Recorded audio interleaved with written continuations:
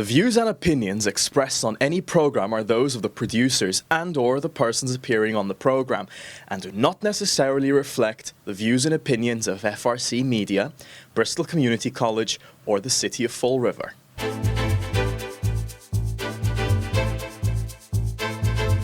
Thank you for joining us here at FRCMedia. We are getting closer to the November 4th municipal election, and we're speaking to as many candidates as possible between now and then, so you can make informed choices when you go to the ballot box. There are 14 candidates running for Fall River City Council on this year's election, and I'm pleased to be joined by one of the incumbents seeking another term. He is Councillor Paul Hart.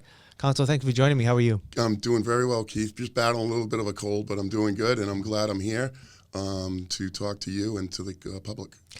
We'll get through it. Yeah, we'll get absolutely. through it. No doubt about it. So let me ask you. You were a city councilor, school committee member, back on the city council. Right. This term you're currently in is your first term back, if you will, on the city council. That's correct. What's been different? It's different in a lot of ways. The budget is very different. When I was on the city council, when I first got elected, with Mayor Lambert was the mayor, and we had 6 new councilors. I believe the budget was $170 million.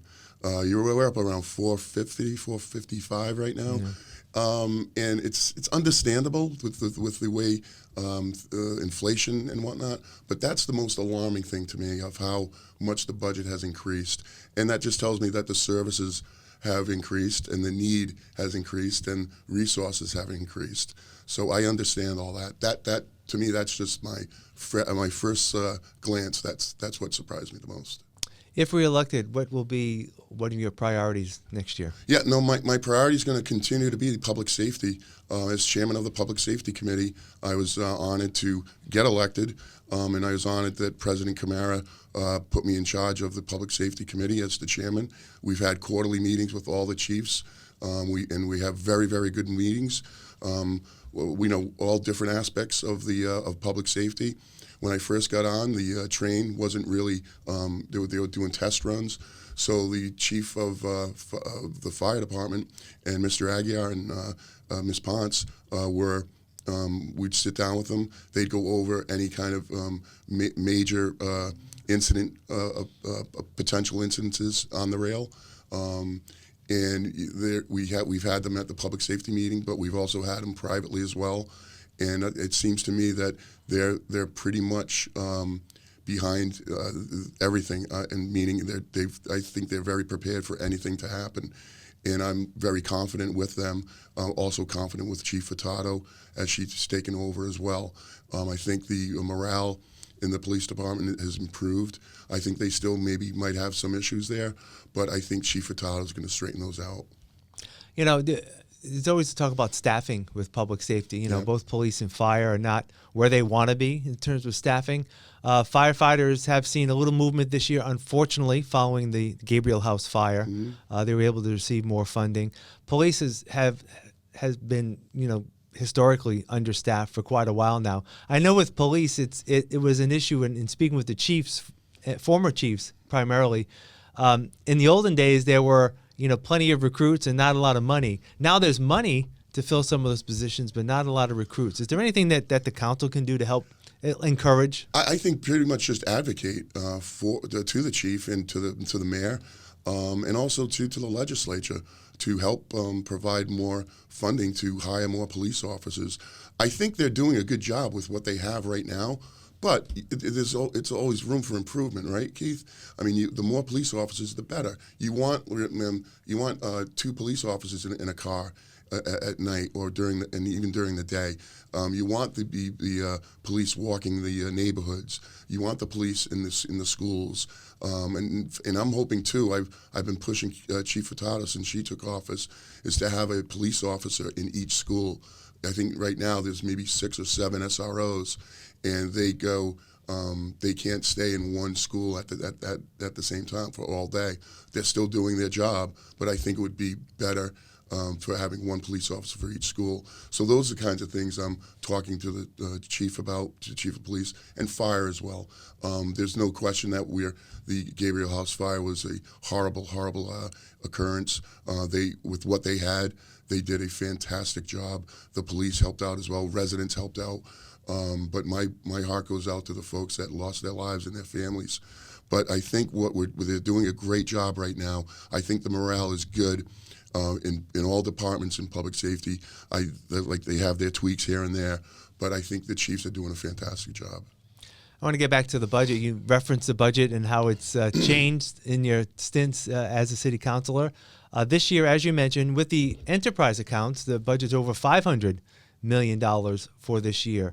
A lot has been made about making sure that the best people are hired in Fall River and they need to be paid.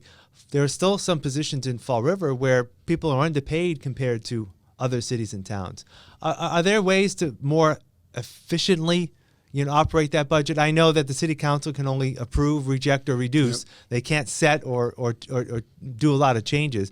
But what are your thoughts in terms of where the numbers are and are there maybe better ways to spend some of that money? Yeah, there's no question about it. You're right. There's the administrators in the city of Fall River are not getting, I think, equal pay to their colleagues in other gateway cities throughout the Commonwealth. So we got to start marketing. We have Mike Dion now as the acting city administrator, but also is doing his fine work that he's been doing for the I can't community development. Yes, community development. He's the best when it comes to that. He's learning the city administrator position, doing well right now with it. But we need to get a full-time city administrator in there. I don't know what Mike's plans are. I don't know what the mayor's plans are for him. Right now he's interim, but we need to get a full-time city administrator, whether it's Mike or somebody else, and we need to pay them across the board equivalent to other cities. Yeah, and we have to do that throughout the entire administration for the heads of the departments, and also too the water department and sewer department. Those folks, the employees there, they're to keep the good employees, Keith, you got to pay them, and they're going to other towns and cities. Another big issue that is budget related is trash. Yeah. Cost of trash disposal has gone up. The city's in the process of renegotiating their contracts with the haulers. Now, yep.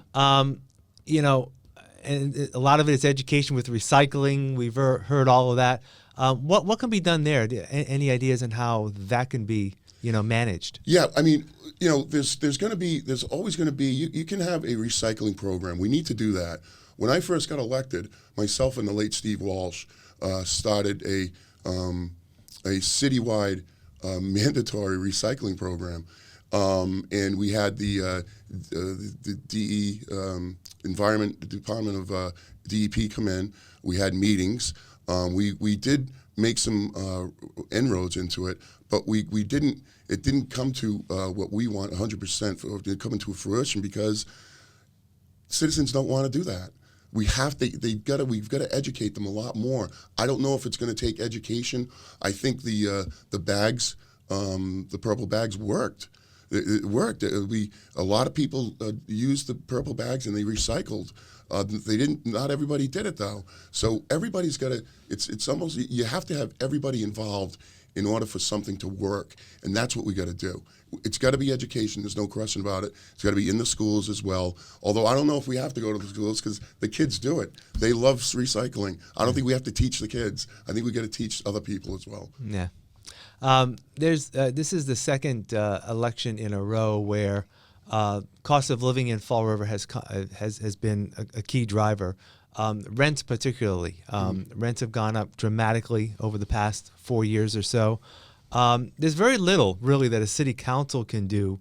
There's talk about in some communities rent control, but that will end up negatively impacting some of the landlords. What are your thoughts on how the city can be involved? Yeah, I don't think rent control is the answer. I know that it's the answer for some communities, but there you don't have investment. You don't have businesses coming in and buying properties and investing in properties, and that's what they do for a living. So, to make it very, very simple, a person I know a few people, more than a few, that when the prices started to increase in the city here in Fall River, 3 tenements, and I said this last night at the forum, and 6 family homes, increased to maybe the person might have bought the home for $300,000 back maybe 15 years ago. They're going now for $900,000, $800,000. Well, those $200,000, $300,000 prices for each floor, each rent is not going to be what the $900,000 price is. So there's going to be a difference. People I know literally were paying $600 to $50 a month when someone came in from out of town to buy the home. The rent increased from the third floor, okay, to $1,600. People can't afford that. But so there's got to be some kind of give and take. But I don't know if rent control is going to be the answer, because the city council and even the mayor has nothing to do with that. That would have to be approved at a legislative level. Yeah, I mean, the mayor has talked about, just the need for more housing. Yeah. If there's a greater supply, that will bring down the pressure on rents, whether they're market rate or affordable.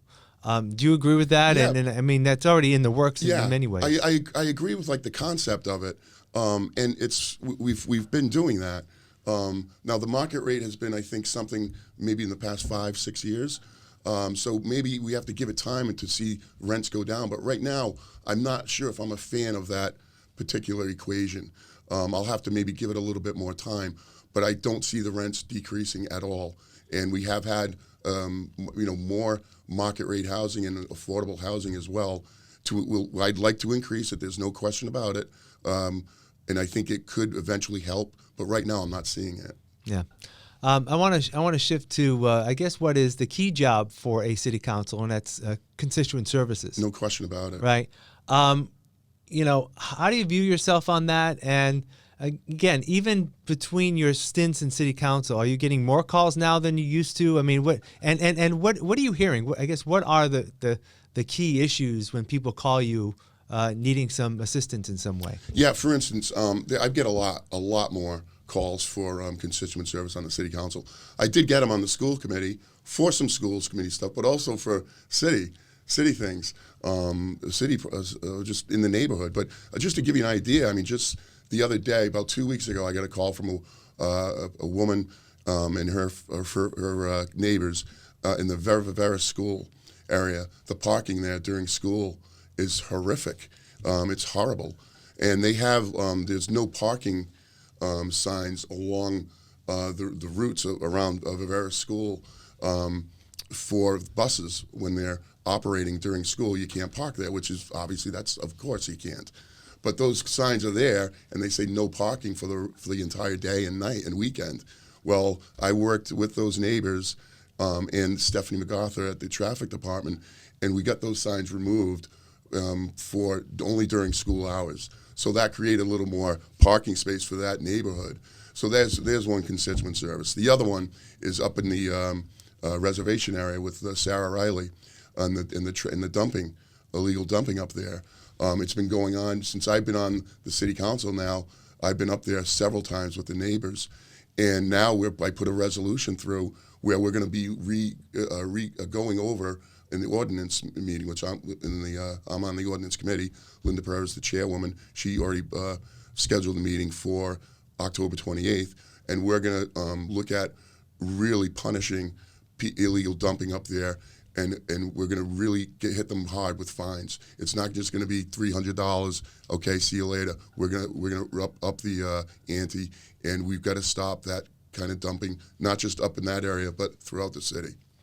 And that sort of relates in some ways to the homeless situation. Absolutely. I mean, there was the cleanup on the rail trail, and now the city's working in Bay Street, Lower Kennedy Park area. Brayton Avenue is still an issue. Again, it's another situation where the city has done some great work. And I think everyone that's running for office has said the city has done a good job, but more needs to be done. But how much more can be done? Excuse me. More can be done. What needs to be done is they need to get out of there. It's not their property. They don't own it.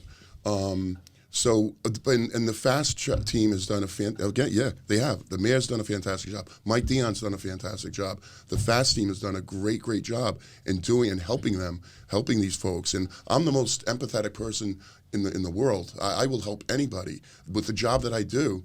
I work for the Department of Transitional Assistance as a social worker. I help people every day with food assistance and cash assistance. So I'm there for people, and I am always there for anybody. But you can't stay there. They're disrupting the residents. They're disrupting the taxpayers in the city. They're disrupting neighborhoods. So they need to go from there. We can't. And I use the word enable, but. And I'm not saying that the folks in the city are doing it, but I've been down there several times, and I see people bringing food, and that's not a bad thing. But we just can't enable the people to stay there. They need to be removed. Yeah. All right, City Council. And when I say removed, I'm sorry. When I say removed, don't just help them out. Get them into a program.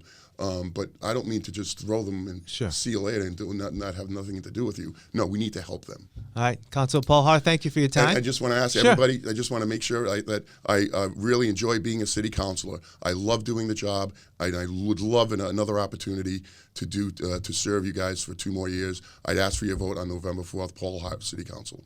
All right, Paul, I appreciate your time. All the best. Thank you. All right, thank you very much, Keith. All right, and thank you for joining us here at FRC Media. Please make a point to vote on Tuesday, November 4th.